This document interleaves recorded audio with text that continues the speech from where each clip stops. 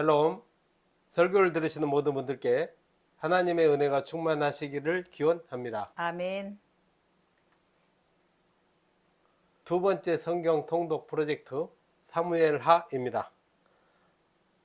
성경 통독을 돕기 위한 프로젝트 설교이니 설교를 들으시고 성경을 읽는 은혜가 있기를 기대합니다. 아멘. 목차를 보겠습니다. 목차는 전과 같습니다. 화면을 참고하시기 바랍니다. 성경의 파노라마, 성경 개관이나 성경의 분류도 전과 같습니다. 화면을 참고하시기 바랍니다. 사무엘하 주요 연대표 또한 사무엘상과 동일합니다. 화면을 참고하시기 바랍니다.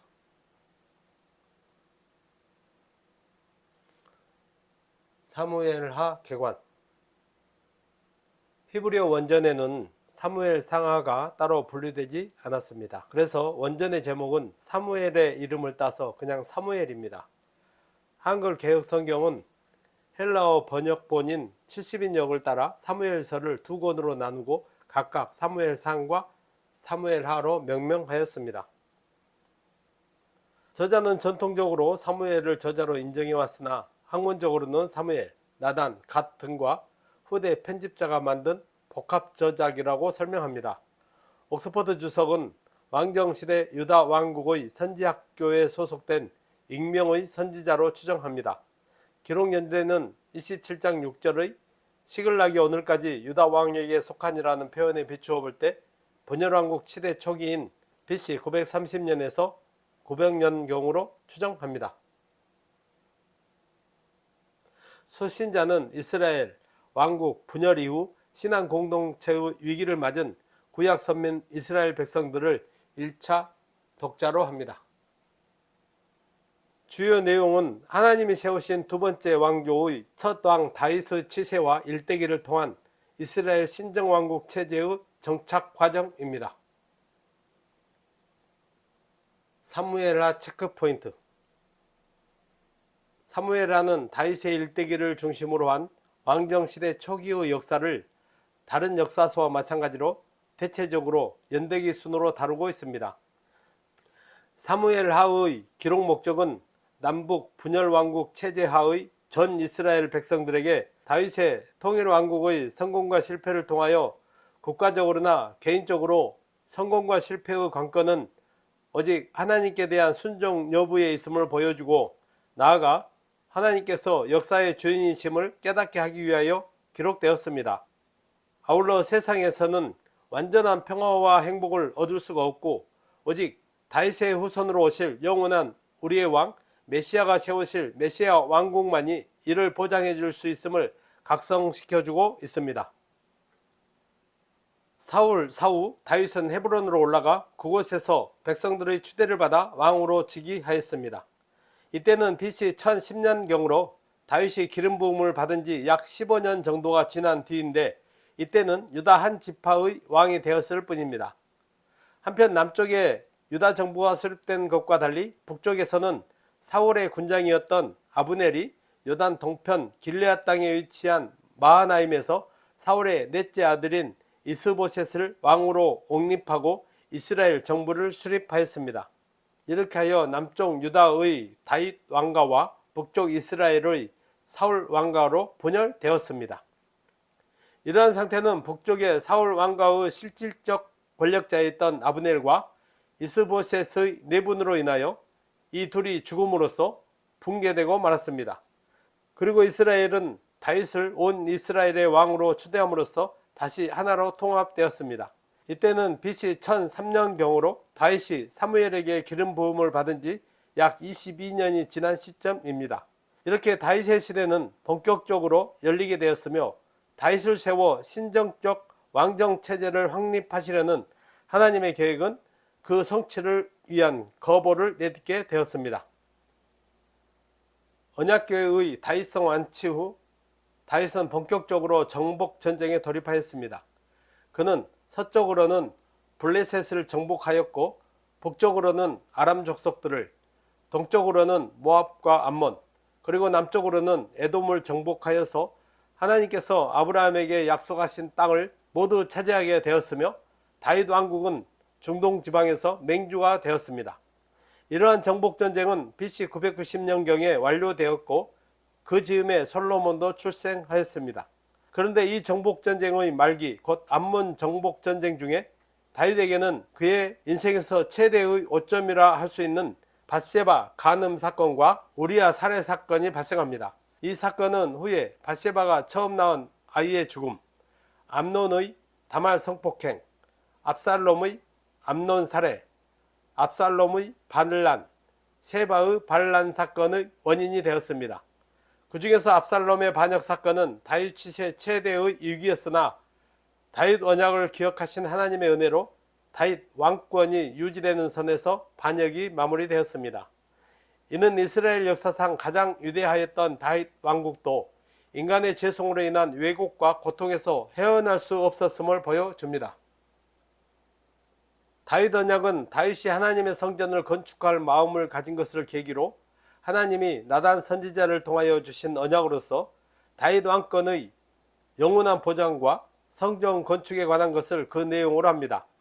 이 언약에 의하면 하나님은 다윗과 그의 후손이 범죄하면 징계를 하시되 그들을 영원히 버리지는 않겠다고 약속하셨습니다.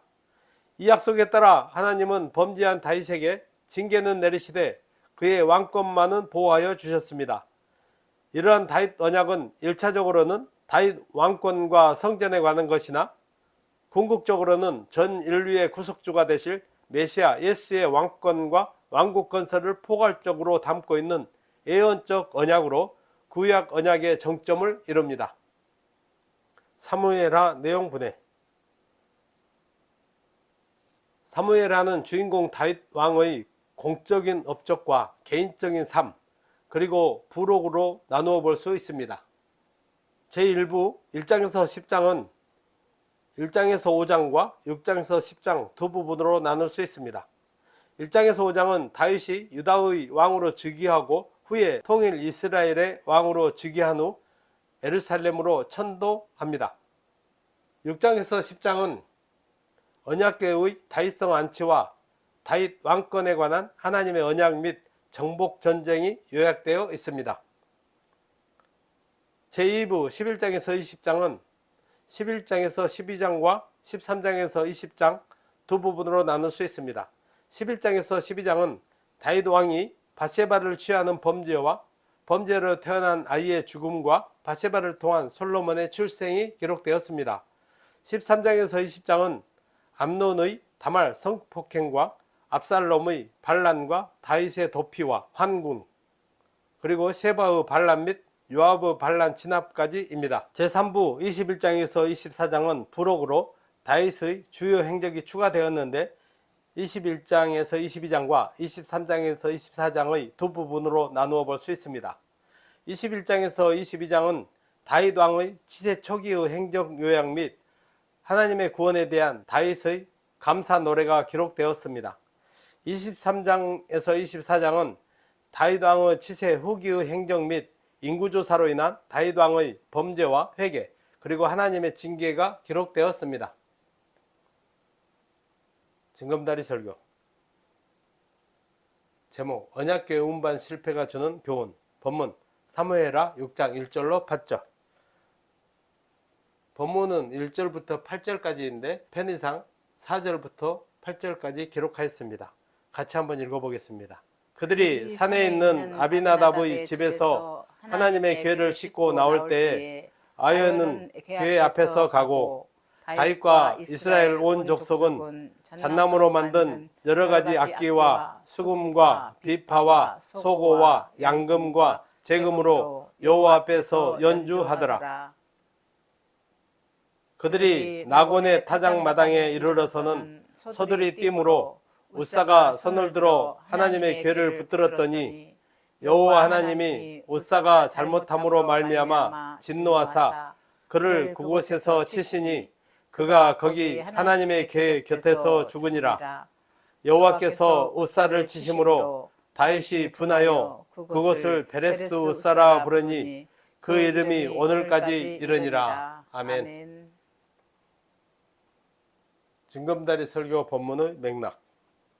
본서 제1부 1장에서 10장은 하나님께서 사울을 대신할 신정왕국의 왕으로 예비하신 신본주의 왕 다윗의 성공, 곧 사울왕의 전사 이후 다윗이 간음 및 살인죄를 범하기 이전까지 그의 전 이스라엘의 왕으로서의 즉위 과정과 연이어진 왕국의 기틀을 공고히 하기 위한 정치, 종교, 법적 개혁 및 성공적인 정복전쟁의 기사를 다루고 있습니다. 사무엘하 내용 분해에서 제1부는 다시 세 부분으로 나누었는데 1장에서 5장은 사울의 사후부터 다윗이 유다의 왕으로 즉위하고 후에 통일 이스라엘의 왕으로 즉위하고 예루살렘으로 천도하기까지의 역사와 사건을 다루고 있습니다.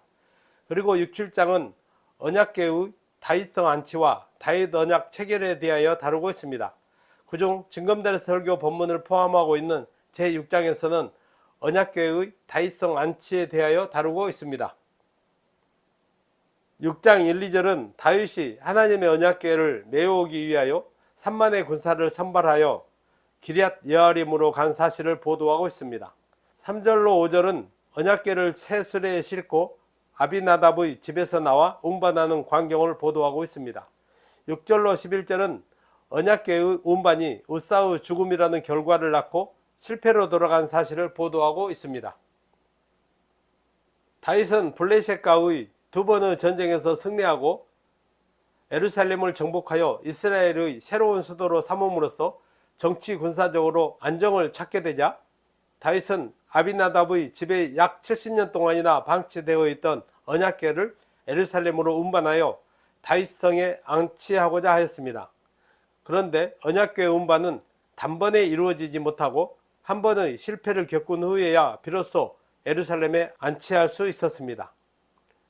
다윗이 언약궤를 예루살렘으로 옮겨온 것은 비록 이스라엘이 통일을 이루었다고는 하나 내부적으로는 남과 북이 여전히 하나 되지 못하였으므로 그것을 여호와 신앙으로 극복하고 또 백성들의 신앙 문제를 해결하는 동시에 신본주의적 다윗 왕국의 통치 이념을 보다 공고히 하기 위해서였습니다. 징검다리 설교 본문의 포인트 및 적용. 1, 2절을 보면 다윗은 하나님의 법궤를 예루살렘으로 옮기고자 추진하였습니다. 하나님의 법궤는 본래 성막 안의 지성소에 모셔야 합니다. 그동안 법궤는 성막이 아닌 기럇 여아림 아비나답의 집에 있었습니다. 하나님의 법궤를 모셔 드린다는 것은 곧 하나님을 진정한 왕으로 인정하고 하나님께서 마땅히 계셔야 할 곳에 계시도록 모셔 드리는 행위였습니다. 그것은 사울과는 달리 하나님만이 이스라엘의 진정한 왕이시라는 생각을 항상 가지고 있었기에 그의 왕도에 하나님의 법궤를 당연히 모셔야 한다고 생각하고 그 일을 실천에 옮겼던 것입니다. 적용을 해보겠습니다. 다윗이 하나님의 법궤를 예루살렘으로 모심으로 하나님을 하나님의 자리에 앉으시도록 한 것은 다윗이 하나님을 진정으로 경외하는 신본주의자였음을 나타내줍니다. 다윗 시대에 하나님의 자리가 예루살렘 성전이었다면 오늘 하나님의 자리는 성도들의 마음 중심입니다. 아멘. 하나님은 성도들의 심령 속에서 마음을 성전 삼고 거하시며 왕노릇 하시기를 원하십니다. 우리가 하나님을 믿고 의지한다고 하면서도 우리 생활의 중심에 하나님을 모실 줄 모른다면 사울과 다를 게 없습니다. 그러므로 우리가 진심으로 하나님을 경외한다면 하나님이 마땅히 계셔야 할 곳인 우리 마음 중심에 계실 수 있도록 하여야 하며 또한 하나님이 당연히 받으셔야 할 영광을 우리를 통해서 받으시도록 해드려야 합니다. 아멘. 1절로 5절을 보면 다윗은 하나님의 언약궤를 운반해 오기 위해 거국적이며 성대한 축제 분위기를 조성했습니다. 동원한 인원만 3만 명의 새 수레를 마련하여 언약궤를 실어 나르도록 하되 다윗은 온 백성과 더불어 갖은 악기를 가지고 찬양하며 그 뒤를 따랐습니다. 그러나 다윗의 이러한 열심에도 불구하고 그 결과는 좋지 못하였습니다. 다윗의 언약궤 운반이 실패로 돌아간 것은 오로지 그것이 하나님의 말씀에 따라 행하여지지 않았기 때문입니다. 율법은 언약궤를 운반할 때는 반드시 레위인 중 고앗 자손이 어깨에 메고 운반하여야 했습니다. 그런데도 다윗은 언약궤를 수레에 실어 옮기고자 하였는데 그것은 명백하게 하나님의 말씀에서 위배되는 행위였습니다. 그러므로 다윗의 열심에도 불구하고 제1차 언약궤 운반 시도는 비극적인 결과만을 낳고 실패로 돌아간 것입니다. 적용을 해보겠습니다. 아무리 동기와 목적이 좋다고 할지라도 하나님을 섬김에 있어서는 무엇보다도 그 과정이 하나님의 말씀에 따라 행하는 것이냐 아니냐에 따라 하나님이 기뻐하실 것인지 그렇지 않으실 것인지가 결정됩니다. 아무리 하나님에 대한 열심이 특심해도 하나님의 말씀에 따른 것이 아니면 오히려 그것은 하나님을 기만하는 행위로서 심판을 자초할 뿐입니다. 아멘. 우리는 하나님을 섬김에 있어서 외형적인 열심이나 감정에만 치우쳐 행할 것이 아니라 그 일이 과연 하나님의 말씀에 위배되는 부분은 없는지 냉철한 이성을 가지고 살핀 다음에 행할 수 있도록 하여야 합니다. 아멘. 6.7절은 다윗 일행이 언약궤를 예루살렘으로 운반하던 도중 언약궤 운반 책임자였던 우사가 죽는 비극적인 사건이 발생하였음을 보도하고 있습니다. 즉 우사가 동생 아효와 더불어 하나님의 언약궤를 수레에 싣고 나르던 중 수레가 흔들려 언약궤가 떨어질 위험에 처하자 그만 우사가 언약궤에 손을 댐으로 인해 하나님께 진노를 사서 죽임을 당한 것입니다. 이 사건은 처음부터 하나님의 율법에 명시된 것과 다르게 법궤를 운반한 데서 발생한 필연적 결과였습니다. 전에 블레셋 사람들이 하나님의 언약궤를 수레에 실어 운반하였던 것은 하나님의 율법을 모르는 자들이 취한 불가피한 선택이었습니다. 그러므로 하나님은 그들이 언약궤를 수레에 실어 운반하였어도 그대로 묵인하였습니다. 그러나 이스라엘 백성들은 그들과 달리 하나님의 선민으로서 하나님께 받은 율법에 대해서 잘 알고 있어야 했고 그 법에 따라 살아야 했습니다. 적용을 해보겠습니다. 다윗이 온 백성들과 함께 하나님을 영광되게 하고자 선한 목적으로 언약궤를 운반하고자 한 일이었다면 그는 하나님의 말씀을 더 세밀히 살펴서 그에 따라 법궤를 운반했어야 마땅했습니다. 아멘. 그러나 다윗과 그 일행은 하나님의 말씀에 무지한 채로 이방인들이 사용했던 방법을 쫓아 법궤를 운반함으로써 하나님의 진노를 받고 말았습니다. 그런데 다윗이 범한 이 같은 실수와 그로 인한 하나님의 징계는 비단 다윗의 경우에만 국한되지 않습니다. 그것은 오늘날 세상 사람들이 불신앙적인 행동을 통해 겪는 일이기도 하며 하나님을 열심히 섬긴다고 하는 우리 성도들 또한 언제든지 겪을 수 있는 일이기도 합니다. 그러므로 말씀에 대한 무지로 발생한 과오를 범하지 않기 위하여 더욱 하나님의 말씀을 가까이 하고 공부하여서 하나님의 뜻을 온전히 알고 하나님의 말씀대로 행하는 성도들이 되어야 합니다. 아멘. 8절을 보면 여호와께서 우사를 치심으로 다윗이 분하였다고 합니다. 여기서 다윗이 분을 내게 된 것은 그 이유가 명확하지 않습니다. 혹자는 다윗이 자신은 선한 의도로 언약궤를 운반하려고 하였고 또 최고의 정성을 다했음에도 불구하고 하나님이 재앙을 내리신 데 대하여 분노하였을 것이라고 보기도 합니다. 그러나 그러한 견해는 다윗의 그간의 하나님께 대한 태도로 볼 때 적합하지 않습니다. 오히려 그보다는 자신은 선한 뜻을 가지고 하나님의 궤를 예루살렘으로 모셔 드리려고 한 것이었지만 그만 그 과정에서 하나님의 진노가 임하자 황망한 마음이 들어서 자기 스스로에게 화가 났고 마음이 상한 때문이라고 보는 것이 무난합니다. 즉 그는 하나님이나 사람들을 향하여 분을 낸 것이 아닌 자기 자신을 향하여 분을 낸 것입니다. 성도들도 그렇게 자신의 잘못이 발견될 때 분노할 수 있는 사람이 되어야 합니다.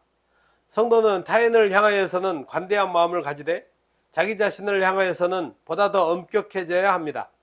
자기 자신을 향하여 분을 낸다는 것은 자기의 허물을 슬퍼하며 또한 상한 마음을 가진다는 의미도 됩니다.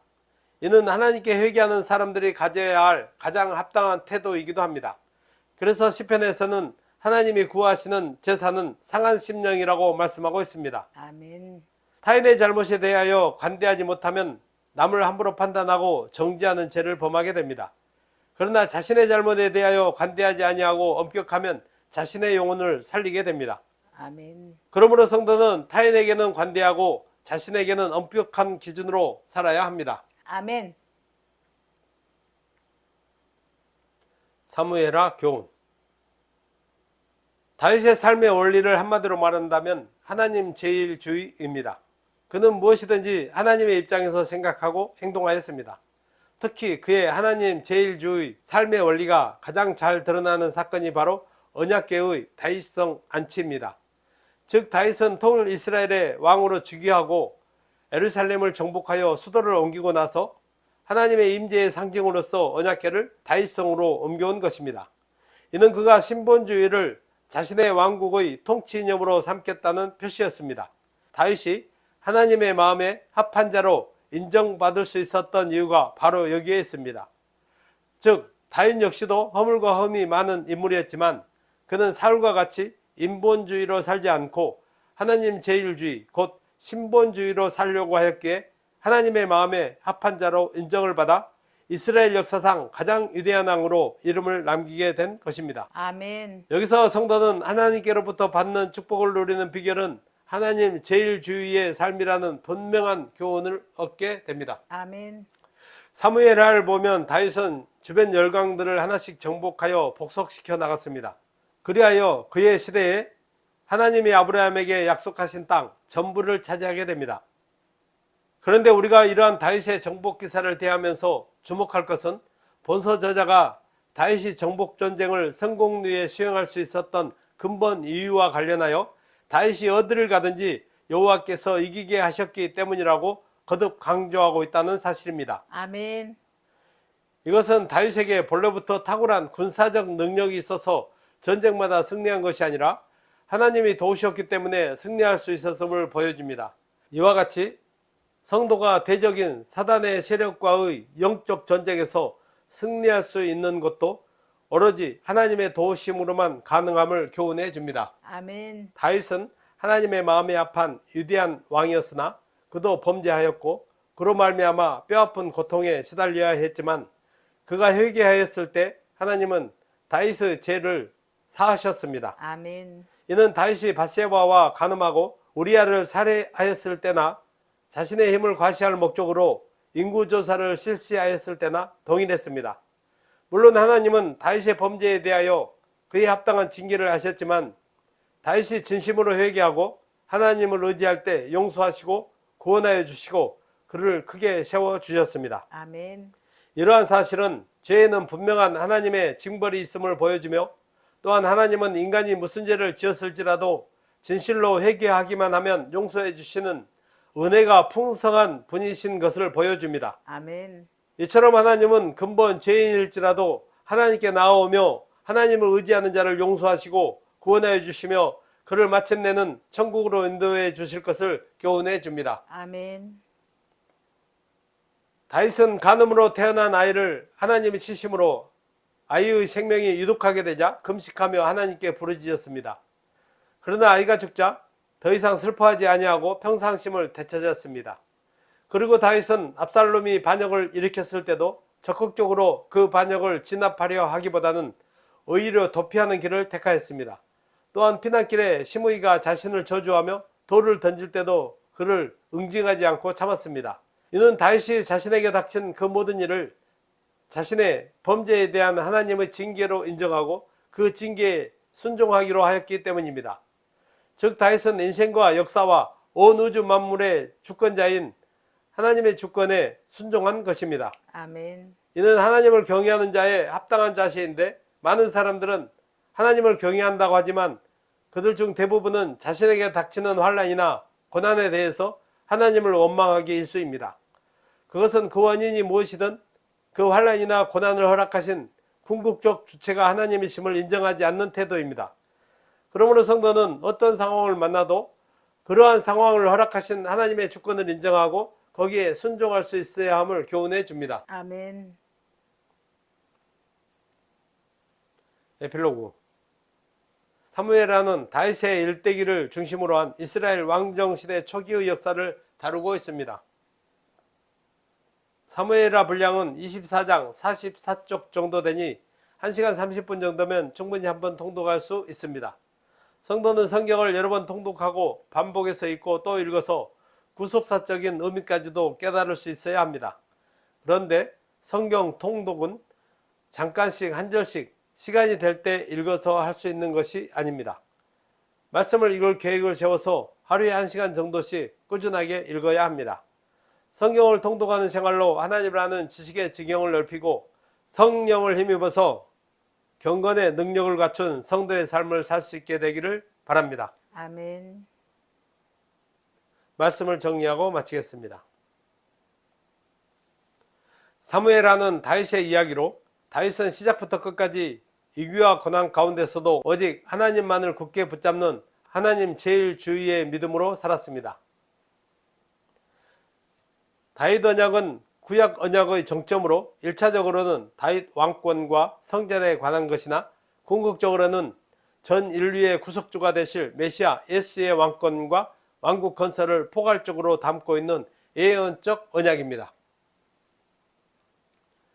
다윗 언약은 그와 그의 후손이 범죄하면 징계는 하시되 그들을 영원히 버리지는 않겠다는 약속으로, 이 언약은 다윗의 후손이자 예수의 후손인 오늘날의 성도에게도 적용되는 언약임을 믿고 감사하며 다윗처럼 하나님 제일주의로 살아가는 성도들이 되기를 바랍니다. 아멘. 설교를 들으시는 성도 여러분은 이제는 하나님의 말씀을 읽고 듣고 지키는 데 더욱 강하고 담대하시기를 바랍니다. 아멘. 다윗처럼 하나님의 도우심을 받아 모든 영적 전쟁에서 승리하시기를 주의 이름으로 간절히 축원합니다. 아멘. 아멘.